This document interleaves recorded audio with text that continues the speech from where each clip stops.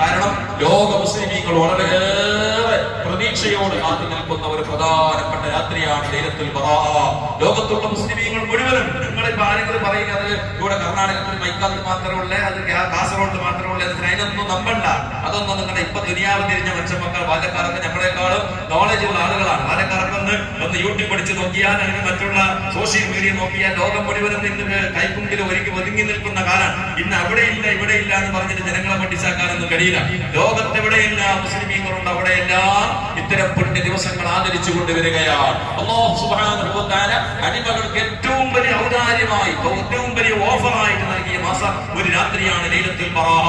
മുഅ്മിനീങ്ങളായ ആളുകൾ അല്ലാഹു സുബ്ഹാനഹു വ തആല ആകാശത്തിൽ നിന്ന് കോടാനകോടി മലക്കുകൾ ഭൂമിയിലേക്ക് ഇറങ്ങുന്ന, അടിമകളുടെ ദുആകൾക്ക് ഉത്തരം ആമീൻ പറയുന്ന ഒരു പ്രധാനപ്പെട്ട രാത്രി ലൈലത്തുൽ ബറാഅ. ആ രാത്രിയിൽ നമുക്ക് ദുനിയാവ്, ഞാൻ ഉച്ചയ്ക്ക് സൂചിപ്പിച്ചല്ലോ, ദുനിയാവും ആഖിറവും രണ്ടും ചോദിക്കാനുള്ള സമയമാണ്. രണ്ടും കാര്യങ്ങളുണ്ട് അതിലൂടെ മഹാന്മാർ പഠിപ്പിച്ചെന്ന കാര്യങ്ങൾ നമുക്കൊക്കെ അറിയാം. പക്ഷേ ഇന്ന് ചില സ്ഥലത്തൊക്കെ അധിക സ്ഥലത്തും യാസീനോത്തിന്റെ കാര്യത്തിൽ ചർച്ചയുണ്ട്. അസറിന് ശേഷമാണോ മഗ്‌രിബിന് ശേഷമാണോ ഇശാന്? ഇന്നും അതിന്റെ കൊല്ലങ്ങൾ കുറേ ആയി നമ്മൾ ഓതാൻ തുടങ്ങി. ഇന്നും നമുക്ക് ഇതിന്റെ യക്കീനില്ല. ചില ആൾക്കാർ ഇപ്പൊ പറഞ്ഞ അസറിന് ശേഷം പണ്ട് ഈ അടുത്ത് തന്നെ ഈ കഴിഞ്ഞ ആഴ്ച ഒരാൾ പറഞ്ഞു നമ്മുടെ നാട്ടിലൊക്കെ പണ്ട് അസറിന് ശേഷം ഓതിയിരുന്നു, അല്ലെ?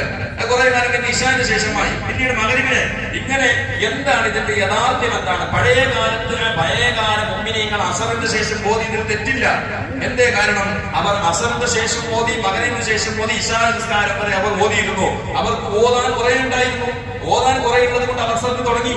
കാരണം അവർക്ക് മഗ്‌രിബ് ഇശാന്റെ ഇടയിൽ 1 മണിക്കൂർ കൊണ്ട് തീരുന്നതല്ല.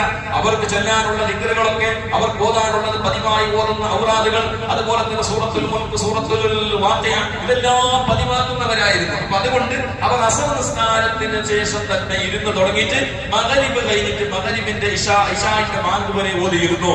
അതുകൊണ്ടാണ് അവർ സൂക്ഷ്മതയ്ക്ക് വേണ്ടി. പിന്നെ നമ്മുടെ സലാത്തിന്റെ കിതാബുകളിലൊക്കെ കാണും അസറിന്റെ ശേഷമാണുള്ളത്, അല്ലെ? അസറിന്റെ ശേഷം നോക്കിയില്ലേ? അറബി മലയാളം നോക്കിയത് ചെറിയ സലാത്തിന്റെ കടലാസ് പെണ്ണുങ്ങളോട് ചോദിച്ചിട്ട് പെണ്ണുങ്ങൾക്ക് നന്നായിട്ട് നമ്മളെക്കാൾ ഓരോ നോക്കുന്നുണ്ടോ? അസറിന്റെ ശേഷം. ഈ അസറിന്റെ ശേഷം എന്ന് പറഞ്ഞാൽ ഷാഫി മദ്ഹബ് പ്രകാരം അസർ നിസ്കാരത്തിന്റെ സമയം തുടങ്ങുന്നപ്പോ, അസർ നിസ്കാരത്തിന്റെ സമയം അസർ ബാങ്ക് കൊടുത്തതിന്റെ ശേഷം, അല്ലെ? ബാങ്ക് കൊടുത്തതിന്റെ അസറിന്റെ ബാങ്കിന്റെ സമയം. ബാങ്ക് കൊടുത്തിട്ട് പറഞ്ഞിട്ട് ബാങ്ക് കൊടുത്തില്ല, അല്ലെങ്കിൽ ഉസ്താദ് 15 മിനിറ്റ് ലേറ്റ് ആക്കിയിട്ട് പറഞ്ഞിട്ട് 15 മിനിറ്റ് ലേറ്റ് ആയിട്ട് ബാങ്ക് കൊടുത്ത്. അപ്പോ ബാങ്ക് കൊടുത്തതിന്റെ ശേഷമല്ല, അസറിന്റെ ബാങ്കിന്റെ സമയം മുതൽ മഗ്‌രിബ് ബാങ്ക് കൊടുക്കുന്നത് വരെ, മഗ്‌രിബിന്റെ ബാങ്കിന്റെ സമയമാകുന്നത് വരെ എന്താണ്? അസറിന്റെ സമയമാണ്. അതുവരെ അസർ നിസ്കാരത്തിനുള്ള സമയം. ആ അസറിന്റെ ശേഷം പറഞ്ഞാൽ അസറിന്റെ ശേഷം അസർ നിസ്കാരത്തിന്റെ സമയം മുതൽ ബാങ്ക് കൊടുക്കലോടുകൂടി അസറിന്റെ സമയം കഴിഞ്ഞ്. പിന്നെ ബാങ്ക് കൊടുത്താൽ ഉടനെ നിസ്കരിക്കണം, ഉടനെ ഓതണം. അങ്ങനെയാണ് അതിനർത്ഥം.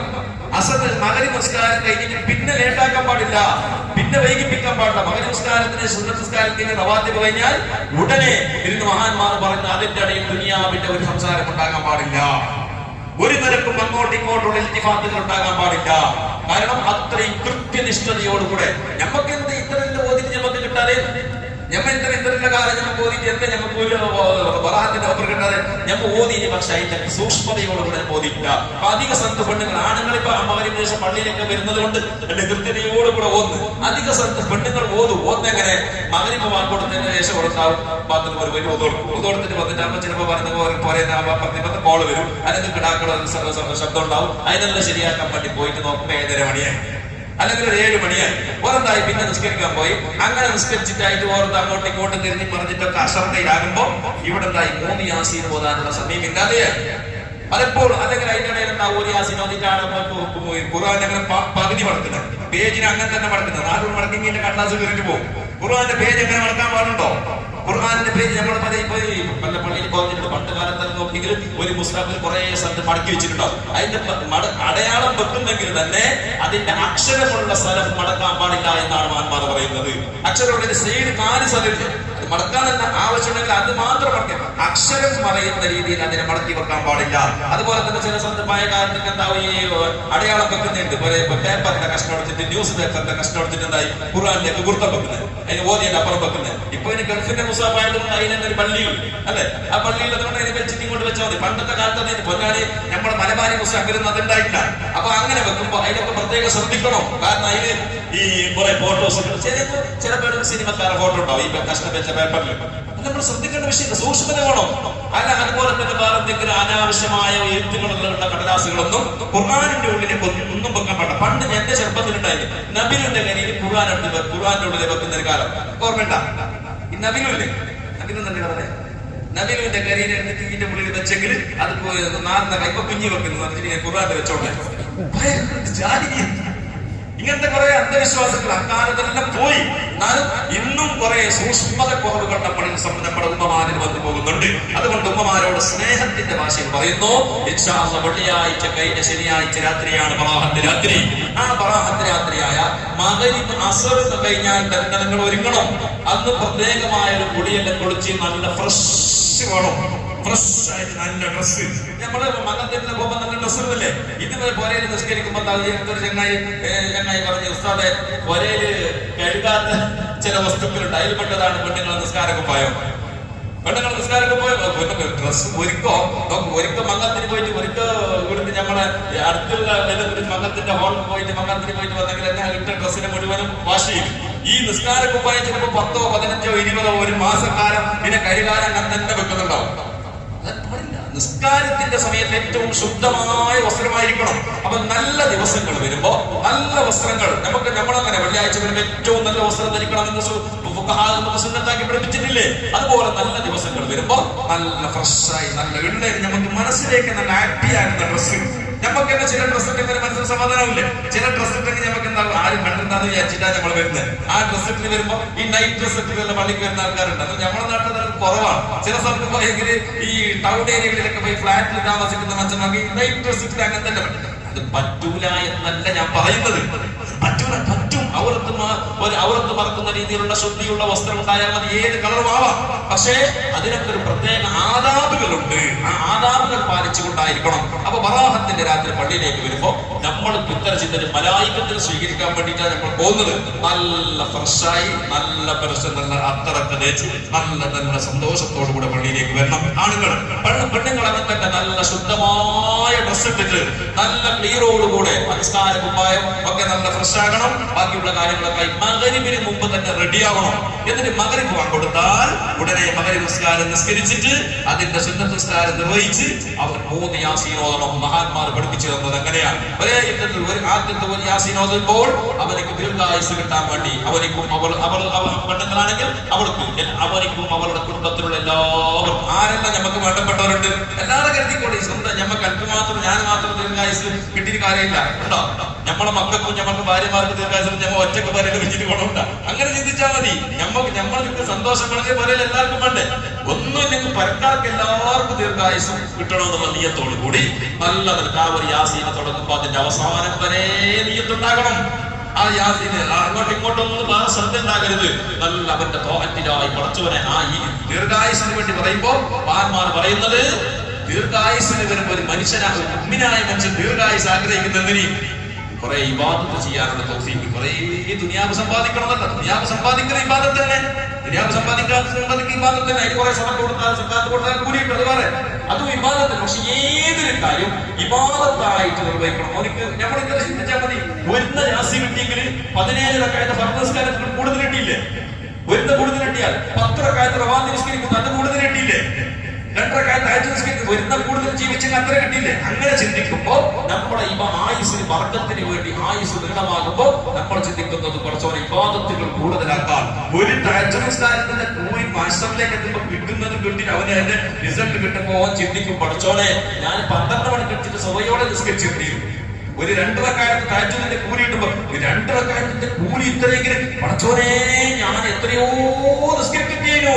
പക്ഷെ അതുകൊണ്ട് അല്ലാഹു ആ കൂലിയുള്ള ആഖിറത്തിൽ നമുക്ക് ദുനിയാവിൽ കണക്കാക്കി തന്നിട്ടില്ല. അതുകൊണ്ട് ഇബാദത്തുകൾ ചെയ്യാനുള്ള തൗഫീഖോടുകൂടി ദീർഘായുസ് കിട്ടാൻ വേണ്ടി ആഗ്രഹിച്ചിട്ട് യാസീൻ ഓതണം. രണ്ടാമത്തത് അവന്റേതായിരിക്കുന്ന കുടുംബത്തിലേക്ക് അവനേക്ക് വരുന്ന ദഫ്ഫുൽ ബലാഗകള് മുസീബത്തുകളൊക്കെ തട്ടിക്കിട്ടാൻ വേണ്ടി, അതുപോലെ തന്നെ ആയുസ് ബർക്കത്ത് കിട്ടാൻ വേണ്ടി. ആയുസ് ബർക്കത്ത് വേണ്ടേ? ബർക്കത്തില്ലാത്ത കുറെ കഴുതകളെ പോലെ ജീവിച്ചിട്ട് ഗുണമുണ്ടോ? നമ്മൾ ആയുസ് ബർക്കത്ത് കുറഞ്ഞ കാലമാണ് ജീവിക്കുന്നത് തന്നെ വെച്ചോ, ആയുസ് കണക്കാക്കി കിട്ടും. അതുപോലെ എനിക്ക് കുറഞ്ഞ കാലത്ത് ജീവിച്ച 60 കൊല്ലം ജീവിച്ചാൽ 600 കൊല്ലം ജീവിച്ചതിന്റെ ഫലം നേടിയെടുക്കാൻ കഴിയണം. ചില ആള് 90 കൊല്ലം ജീവിച്ചിട്ട് 90 കൊല്ലത്തിന് ഒരു നന്മ ചെയ്യാൻ കഴിയാത്ത എത്രയോ മനുഷ്യന്മാരുണ്ടാവൂലേ? അതല്ല, അത് അള്ളാഹ് പോലെപ്പെട്ട് ഞങ്ങൾ ഓരോന്ന് വിമർശിക്കേണ്ടവൻ അങ്ങനെ ഇങ്ങനെന്ന് പറയണ്ട. നമ്മൾ വിചാരിച്ചു എന്റെ 60 കൊല്ലാണെന്ന് പറഞ്ഞാൽ 60 കൊല്ലത്തിൽ 600 കൊല്ലം ജീവിച്ചതിന്റെ നേട്ടം എനിക്ക് എടുക്കാൻ കഴിയണം. ഈ രീതിയിൽ ആയുസ്സിൽ വർഗത്ത് കിട്ടാൻ വേണ്ടി യാസീൻ ഓതണം. അതുപോലെ തന്നെ ബലാകൾ, എന്തെല്ലാം മുസീബത്തുകൾ, പ്രയാസങ്ങൾ, ബുദ്ധിമുട്ടുകൾ നമ്മളിലേക്ക് അള്ളാഹു കണക്കാക്കിയിട്ടുണ്ട്. അതിനെല്ലാം അള്ളാഹു സുബ്ഹാനഹു വ തആല അവന്റേതായിരിക്കുന്ന ഒന്നാം ആകാശത്തിലേക്ക് ഇറക്കുന്ന ദിവസമാണത്. ബലാകൾ, മുസീബത്തുകൾ, ആക്സിഡന്റുകൾ, നല്ല ബലാകളല്ലേ, രോഗങ്ങൾ, കച്ചവടത്തിലുള്ള നഷ്ടങ്ങൾ, നാശങ്ങൾ, എന്തെല്ലാം മുസീബത്ത്, നമുക്ക് ബേജാറ് എന്ന് പറഞ്ഞിട്ട് ആകുന്ന കാര്യങ്ങൾ എന്തെല്ലാം ഉണ്ട്, അതിനെല്ലാം ഭൂമിയിലേക്ക് ഇറക്കുന്ന ദിവസമാണ് ഈ ബറാഅത്തിന്റെ രാത്രി. ആ ബറാഅത്തിന്റെ രാത്രി അതൊന്നും നമ്മളിലേക്ക് വരാതിരിക്കാനുള്ള നിയത്തോടു കൂടി നന്നായിട്ട് യാസീൻ, 3ാമത്തെ യാസീൻ ഓതാം. അത് കഴിഞ്ഞിട്ട് സൂറത്തുൽ ദുഖാൻ സൂറത്ത് ഓതണം. സൂറത്തുൽ ദുഖാൻ ഓതാൻ അറിയുന്നുണ്ടെങ്കിൽ ആ ഖുർആനിലേക്ക് നോക്കണം. നമ്മുടെ പള്ളിയിലാകുമ്പോൾ ഇസ്ലാമിന്റെ എല്ലാവരും കൂട്ടത്തിൽ ഓതുമ്പോൾ ഓതാൻ അറിയാത്ത ആളുകൾക്ക് അതിന്റെ കൂലി കിട്ടും. കാരണം ഓതുന്ന ആൾക്കാർ ഓത്ത് കേൾക്കുമല്ലോ. ആ ഓത്ത് കേൾക്കൽ ഖുർആൻ ഓതിയതിന്റെ കൂലി കിട്ടുന്ന കാര്യമാണ്. നമ്മൾ പറയും, ഞാൻ സാധാരണ പറയാറുണ്ട്, ഖുർആൻ ഓതാൻ അറിയാത്ത ഉപ്പാക്കാക്കും ഉമ്മാമാക്ക് ബേജാറാവാനില്ല. 10ാം ക്ലാസ് പ്ലസ് 2 ഒക്കെ പഠിച്ച പുള്ളിമാരും മക്കളൊക്കെ ഉണ്ടാവും. ഓർ ഖുർആൻ ഓതുമ്പോൾ ഇരുന്ന് കേട്ടാൽ മതി. ഓനിക്ക് ഖുർആൻ ഓതിയ കൂലി അങ്ങനെ തന്നെ കിട്ടും. ഞമ്മക്ക് കൂലി വേണ്ട. ഞമ്മക്കിങ്ങനെ ഓതാൻ അറിയുന്ന വീട്ടിലേക്ക് പറഞ്ഞിട്ട് ഞാനെന്താ പണ്ട് പഠിച്ചിട്ട് നാണിങ്ങനായിട്ട് ശരിയോണം. ഞാനിങ്ങനെ ആയിട്ടില്ല, ഞാൻ ഇത് നന്നാവാൻ അവസരമുണ്ട്. അതുകൊണ്ട് അത്തരം കാര്യങ്ങൾ ശ്രദ്ധിക്കണം. അതുപോലെ തന്നെ നിന്റെ കാര്യങ്ങൾ അത് 100 വട്ടം ചെല്ലുക. അതുപോലെ തന്നെ ഇപ്പൊ ഞാൻ ഓർമ്മപ്പെടുത്തുക മാത്രമാണ്. അതെല്ലാം ചെയ്ത് അങ്ങനെ എന്തായി നന്നായി ദുആ ചെയ്യണം പടച്ചവനോട്. കൂട്ടമായിട്ട് നമ്മൾ കൂട്ടു പ്രാർത്ഥന നടത്തുന്നു. ഒറ്റയ്ക്കിരുന്ന് കൊണ്ട് അള്ളാഹുവോട് ചെയ്തിട്ട് ആരുമില്ലാത്ത സമയത്ത് പലരെല്ലാവർക്കും പല കുറെ റൂമുണ്ടാവൂലേ.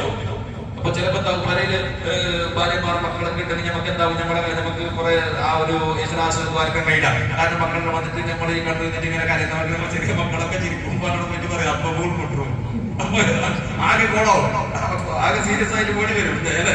അപ്പൊ അതെല്ലാം കാണാത്ത രീതിയിൽ മക്കളൊക്കെ രഹസ്യമാക്കിയിട്ട് ചില മക്കളെ വാങ്ങിയ ശേഷം ഒറ്റക്കിരുത്തുകൊണ്ട് അമ്മാവനോട് വായിക്കണം. നമ്മൾ ആവലാദികൾ അള്ളാഹുവോട് നന്നായിട്ട് പറയണം. ഒരു 10 മിനിറ്റ് സമയമെങ്കിലും അതിന് വേണമായിട്ട് നമ്മൾ മാറ്റി വെക്കണം. എല്ലാവരും കുഞ്ഞായിന്റെ പാട്ടി പോയി നിങ്ങളോട് ആ റൂമിന്റെ കഥകളെല്ലാം പഠിച്ചിട്ട് ഡോറൊക്കെ അടച്ചിട്ട് പടച്ചറപ്പിനോട് 2 റക്അത്ത് നിസ്കരിച്ചിട്ട് എന്തെല്ലാം ദുഃഖങ്ങളും എന്തെല്ലാം നമ്മളാക്കി അതിക്രമണത്തിനെങ്ങാലും അതിനെ പറയുമ്പോ അപ്പുറത്തോന്ന് കേട്ടെങ്കിൽ നാട്ടിൽ നിൽക്കാൻ കഴിയില്ല. അങ്ങനത്തെ കുറ്റങ്ങൾ നമ്മൾ ചെയ്തിട്ടുണ്ടോ? നമ്മൾ എന്നിട്ട് എടുത്ത് ഞാൻ മക്കത്ത് പോയപ്പോ അനുഭവം പറഞ്ഞു. അങ്ങനെ ഇത് ഞാൻ കണ്ടതല്ല, എന്നോടൊരാള് പറഞ്ഞതാണ്. അപ്പൊ ഈ മക്കത്ത് പോയിട്ട് ധൈര്യത്തിൽ വെച്ചെന്ന് പറയും. എന്താ പറയുക, അപ്പുറത്ത് ഇപ്പുറത്തുള്ളത് മലയാളിയാ, ഹിന്ദിക്കാരനോ ഇംഗ്ലീഷുകാരനോ അറിയില്ല. അങ്ങനെ ഒരു ചങ്ങായി എന്തായി, ഓന്റെ വേഷം കണ്ടപ്പോ ഓരോ ഇംഗ്ലീഷുകാരനെ പോലെ കണ്ടിട്ട് അപ്പുറത്തോന് ഭയങ്കര ഒണ്ടി പറയുന്നു. അങ്ങനെ എന്നോട് വന്നിട്ട് പറയുന്നേ, ഓര് പറയുന്നെങ്കിൽ ഞാൻ ചിന്തിച്ചു എന്തിന് മക്കത്തേക്ക് വന്ന് ഞാൻ ചിന്തിച്ചു ഓരത്തരം ഒരാൾക്ക് അതിക്രമത്തിന്. കാരണം ചില മനുഷ്യന്മാർക്ക് മല്ല പറയാൻ അറിയില്ല അല്ലെ. എല്ലാം വെച്ച് ഇങ്ങനെ വിശ്വാസം പറയും, ഇങ്ങനെ വെച്ചിട്ട് കാരണം ഈ ഇൻട്രസ്റ്റ് കൂടുമ്പോൾ ജോറായിട്ട് വരും. അങ്ങനെ ഓരോ കുറ്റങ്ങൾ എണ്ണീറ്റ് പറയുമ്പോൾ മറ്റൊരു ചിന്തിച്ചോലോ. അപ്പൊ ഞാൻ പറഞ്ഞു, നീയാണ് ഏറ്റവും വലിയ എട്ടം.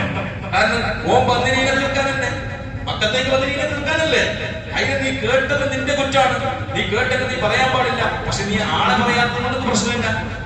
അതേസമയം ഞാൻ ഓനെ കിട്ടും അറിയുന്നവരും നാട്ടിലുണ്ടായിരിക്കും എന്താണ്ടി ഓന്റെ കുറ്റത്തിന്റെ ഒരു വിഗ്രഹം ഓന്റെ അടുത്തുണ്ടായിരിക്കും എന്തായിരിക്കട്ടെ അവസ്ഥ. ഓ വന്നിട്ട് ഈ നാട്ടിൽ പാടലാണ്. അപ്പൊ അങ്ങനെ നമ്മളെന്താ അമ്മാനോട് ശരിവായ നടക്കും എല്ലാം പറയാം.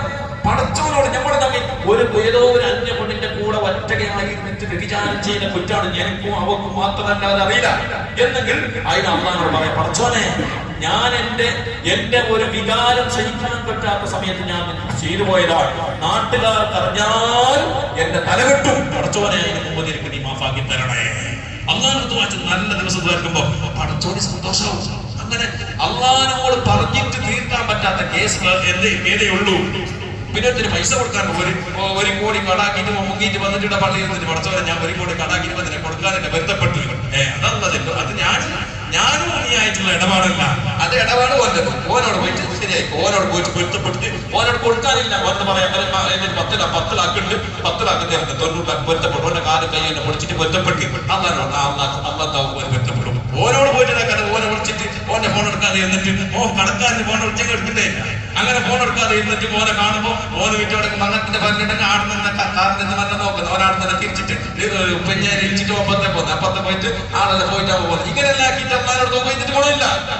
ഇടപാടുകൾ തീർക്കണം. അതുപോലെ തന്നെ മനുഷ്യനുമായിട്ടുള്ള എന്തെങ്കിലും ആരെങ്കിലും ബേജാറാക്കിയിട്ടുണ്ടെങ്കിൽ എന്തെങ്കിലും ബുദ്ധിമുട്ടാക്കിയിരുന്ന വാക്കിലോ പ്രവൃത്തിയിലോ ആരെങ്കിലും ഇടങ്ങേറാക്കാതെ ആർക്കും ജീവിക്കാൻ കഴിയില്ല. നമ്മളതൊക്കെ സഹജീവികളല്ലേ, എല്ലാവരും വാക്കുന്നുണ്ടാവും. അങ്ങോട്ടിങ്ങോട്ടും മനുഷ്യർക്ക് ബേജാറാത്ത വാക്കുകൾ വരും, വന്നു പോകും. അത് പെഞ്ഞായോട് കൊണ്ടുമ്പോ വരും, അപ്പവുമാറുമ്പോ വരും, വന്നു പോകും. പക്ഷെ ആ പേരല്ല കുറ്റം. അതിനെ മരിക്കുന്നതിന് മുമ്പ് നമുക്ക് തീർക്കാൻ കഴിയണം. എന്തായി നമുക്ക് പ്രഷർ കൂടിയിട്ടാകുമ്പോ എന്തായി ഭയങ്കര ചൂടായിട്ട് നമുക്ക് പറഞ്ഞു പോയിട്ടാകുമ്പോ അപ്പുറം എത്തുമ്പോ ബേജാറാണോ? ബേജാറാകുന്ന ഈമാനില്ലാതെ വെക്കാം. അവര് പറയുന്നത് ഈമാനുള്ള നല്ല മനുഷ്യന്മാരിൽ നിന്ന് വന്നിട്ട് അക്രമങ്ങളെല്ലാം വരും. പക്ഷെ വന്നിട്ട് അപ്പുറം എത്തുമ്പോ എന്താക്കണം? കുറച്ച് അരമണിക്കൂർ കഴിഞ്ഞിട്ടെല്ലാം കൂടായിട്ട് പോയിട്ട് ചായനെ കുടിച്ചിട്ട് എന്റെ ഉള്ളിൽ ഇരുന്നിട്ട് അല്ലെങ്കിൽ റൂമിന്റെ ഉള്ളിൽ ഇരുന്നിട്ട് തെറ്റുന്നല്ലേ എന്നുള്ള ഒരു ഖേദം അവർക്ക് വരണം. അത് വരുന്നില്ലേ? നിങ്ങൾക്ക് അവനവൻ മനസ്സിലാക്കിയാൽ മതി. വലിയ കുറ്റം മനുഷ്യന്മാരോടെല്ലാം ഇടങ്ങേറാക്കിയിട്ടുണ്ട്. പക്ഷെ എന്നിട്ടെത്തില്ല, എത്ര ഇടങ്ങേറാക്കി എനിക്കൊരു കുറ്റബോധം വരുന്നില്ല. ഞാനാക്കിയതെന്നെ ശരി എന്ന നിലക്കാണ് ഞാൻ പൊരുത്തപ്പെടിക്കൂല, ഞാൻ പൊരുത്തം ചോദിക്കൂല. ഈ രീതിയിലാണ് നമ്മുടെ അവസ്ഥയെങ്കിൽ അതിന്റെ ഒരേ ഒരു അടയാളാണ് ഈമാനില്ല. ഈമാന് അകന്ന പ്രകാശം കെട്ടുപോയിട്ടുണ്ട്. അതുകൊണ്ട് ഞാൻ പറയുന്നത് എന്തുണ്ടെങ്കിലും അന്നത്തെ ദിവസം പ്രാർത്ഥിച്ചിട്ട് അല്ലാഹുവിനോട് ഖേദിച്ച് മടങ്ങണം. അതുപോലെ തന്നെ പിറ്റേ ദിവസം നോമ്പ് പ്രധാനപ്പെട്ട സുന്നത്താണ്. ആൾക്കാരൊക്കെ വീടിനെ തന്നെ ചോദിക്കാതെ അങ്ങനെ സുന്നത്തുണ്ട് ഇങ്ങനെ സുന്നത്തുണ്ട. എന്ത് സുന്നത്ത് ഒരുത്തനും വിശ്വാസമില്ല. ഞാനിപ്പോ ഈ അടുത്തൊരു ഒരു സലഫിയായ ചങ്ങായിനോട് ഞാൻ സംസാരിച്ചു. അദ്ദേഹം ഭയങ്കര വാദാക്കിയാണ്. ഈ നാട്ടുകാരനല്ല, എന്നോട് ഈ നാട്ടുകാരൻ ആരും ഇതുവരെ വാദാക്കാൻ പറഞ്ഞിട്ടില്ല, അങ്ങനെ വരാനുള്ള ബോധവുമില്ല. കാരണം ഞമ്മക്ക് ദീന്റെ കാര്യമല്ലേ പറയുന്നത്. ദീന്റെ കാര്യം പറഞ്ഞിട്ട് ഒരു വാദിക്കാനുള്ള അവർ ആരും അങ്ങാടി തെറ്റി പറയൂ. അപ്പോ അങ്ങനെ പുറത്തുള്ള ചങ്ങായി, അങ്ങനെ ഓനെ പെഞ്ഞായി ആണെങ്കിൽ 110 സുന്നി, ഓന് 110 സലഫി. 210 എങ്ങനെ നിങ്ങൾക്ക് അറിയാമല്ലോ, 2 അങ്ങനെ എന്തായി? അങ്ങനെ പെഞ്ഞായി പറഞ്ഞു നോമ്പ് നോക്കണോ? അങ്ങനെ ഓർക്ക് പെഞ്ഞായിനോട് ഭയങ്കര മഹബത്ത്. പെഞ്ഞായിന്ന് ചിലർക്ക് അങ്ങനെ ഉണ്ടാകും. ഈ പെഞ്ഞായിന്റെ പൈലായവനെ മനുഷ്യന്മാരുണ്ട്. എന്നോടത്ത് നാട്ടിലെ രാജാക്കന്മാരായിട്ട് നാട്ടിലെല്ലാം ഇറങ്ങിയത് പെഞ്ഞായിന്റെ കെട്ടുമ്പോ പൈലാതെ എത്ര മനുഷ്യന്മാർ നമുക്കറിയാം, എത്രയോ മനുഷ്യന്മാർ. അതായത് ചങ്ങായി ഇപ്പൊ തന്നെ പറഞ്ഞു ആളെ പറയാതെ പറയാലോ. ഒരു ചങ്ങായി എന്തായി ഒരു സ്ഥലത്തേക്ക് ഒരു ആചാരെ കാണാൻ വേണ്ടി പോയി. ആചാരം എന്തായി? പൈസ കൊടുക്കാത്ത സമയത്ത് പറഞ്ഞ് ഉള്ളിൽ പോയിട്ട് എന്തായി പെഞ്ഞായിനെ കൊണ്ട് പറയിപ്പിച്ചു. പെഞ്ഞായി പറഞ്ഞിട്ടപ്പോ കൊടുക്കിന്ന് പറഞ്ഞു. അപ്പയുടെ ബഹീനൊന്നുമില്ല. അപ്പൊ ഈ കാണാൻ ബുദ്ധിമുട്ട് പ്രയാസമൊന്നുമില്ല. പെഞ്ഞായി പറഞ്ഞിട്ടപ്പോ കൊടുത്തു. അങ്ങനെ പെഞ്ഞായിമാർ അനുസരിക്കേണ്ട ചില കാര്യങ്ങളുണ്ട്, അതിൽ അനുസരിക്കണം. നല്ല തന്നെയാണ്, അനുസരിക്കേണ്ട കാര്യത്തിൽ അനുസരിക്കട്ടെ. അത് പെഞ്ഞായി കഴിക്കുന്ന പറയാൻ അർത്ഥമില്ല. എല്ലാ കാര്യത്തിലും പെഞ്ഞായിനോട് ചോദിക്കുന്നത് അതെന്തല്ല, അതത്ര ഉചിതമായ കാര്യമല്ല. അപ്പൊ അതുകൊണ്ട് നമ്മൾ എന്ത് വേണം? അത്തരം കാര്യങ്ങളിലൊക്കെ നമ്മൾ പ്രത്യേകം ശ്രദ്ധ നമുക്ക് വേണം. അതുപോലെ മക്കളോടൊക്കെ നമ്മുടേതായിരിക്കുന്ന ഭാര്യമാരോട് മക്കളോടൊക്കെ നമ്മൾ നല്ല ഉപദേശം. അപ്പൊ ഈ പറഞ്ഞു വന്ന ഈ ചങ്ങായി എന്തായി? അദ്ദേഹം പറഞ്ഞു, അദ്ദേഹത്തിന് ഞാൻ പറഞ്ഞു, നിനക്കൊരു ഓഫർ ഉണ്ട്. നീ പഠിച്ചോണ്ടെടുത്ത് നിന്റെ കണക്കില് നോമ്പ് നോക്കി കുറ്റക്കാരെന്നല്ല ഓൻ പറയുന്നത്. സുന്നത്തില്ലാത്ത നല്ല നോമ്പ് നോക്കി വിധിവെത്തുന്നല്ലോ. നിനക്ക് പഠിച്ചോന്റെ അടുത്ത് കുറ്റമില്ല, പെഞ്ഞായിന്റെ അടുത്ത് സലാമെന്നാവാനും നിങ്ങൾക്ക് ഐഡിയ ഞാൻ പറഞ്ഞു തരാതെ. അത് മോൻ കൂടുതൽ പഠിപ്പൊന്നുമില്ല, ഓൻ പേപ്പർ വായിച്ച് പഠിത്തേ വന്നിട്ടില്ല. ഞാൻ പറഞ്ഞു, നീ എന്താക്കുക, നീ ബറാഹത്തിന്റെ നോമ്പ് നോക്കണ്ട, നീ അയ്യാമുൽ ബീദ് എന്ന് പറഞ്ഞാൽ എല്ലാ മാസവും 13, 14, 15 അത് വളരെ മോക്കതായി നോമ്പ് നോക്കേണ്ട സുന്നത്തായ ദിവസമാണ്. എല്ലാ മാസവും അയ്യാമുൽ ബീദ് എന്ന് പറഞ്ഞാൽ ഈ നമ്മുടെ ചന്ദ്രനെ കൂടുതൽ നല്ല പ്രകാശിക്കുന്ന സമയത്ത് ദിനാൽ നേരെ കാണുന്നത്. ഈ 13-നും 14-നും 15-നും നോമ്പ് നോക്കുന്ന സുന്നത്താണ്. അത് ഏത് മുജാഹിദിനും ഏത് മറ്റുള്ള സലഫികൾക്കൊന്നും അഭിപ്രായ വ്യത്യാസമില്ല. എല്ലാവരും അംഗീകരിക്കുന്ന വിഷയം. നീ എന്താക്കി ആ നീയത്ത് വെച്ചിട്ട് നോക്കിയിട്ട് നീ എന്താ കോംപ്രമൈഷൻ ആണ്. നീ അത് പെഞ്ഞായി നോമ്പ് നോക്കുമ്പോൾ നീ ഉച്ചക്ക് ഒരു വയറ് തുറക്കുമ്പോൾ ഒരു ബേജാറാക്കാനാക്കണ്ട. അപ്പൊ എന്താ നീ ആ നീയത്തിന് നോക്കോ. അങ്ങനെയാണെങ്കിൽ ഉസ്താദ് പറഞ്ഞു അത് അങ്ങനെയാണ്, ഞാൻ അങ്ങനെ നോമ്പ് നോക്കാം. അപ്പൊ അങ്ങനെ ഏതെങ്കിലും രീതിയിൽ നമ്മൾ എന്ത് വേണം? അയ്യാമുൽ ബീദിന്റെ നീയത്തോടെ കൂടെയെങ്കിലും നോക്കണം. ബറാഹത്തിന്റെ നീയത്ത് കൂടി വെച്ചാൽ 2 സുന്നത്ത് കിട്ടി, അതും കൂട്ടി ഇതും കിട്ടി. അതുകൊണ്ട് നോമ്പ് നോക്കാം. അതെല്ലാം നമ്മൾ ശ്രദ്ധിക്കട്ടെ. എന്നിട്ട് ആ നോമ്പുകളൊക്കെ പൂർത്തിയാക്കി അത് കഴിഞ്ഞിട്ട് പിന്നെ കുറച്ച് ദിവസത്തിന്റെ ബറാഹത്തിന് പിന്നെ നമ്മുടെ റമദാനിലുള്ളത് അതെല്ലാം നമ്മൾ ശ്രദ്ധിക്കണം എന്ന് മാത്രം. ആ വിഷയം നമുക്ക് 1-2 കാര്യങ്ങൾ നമുക്ക്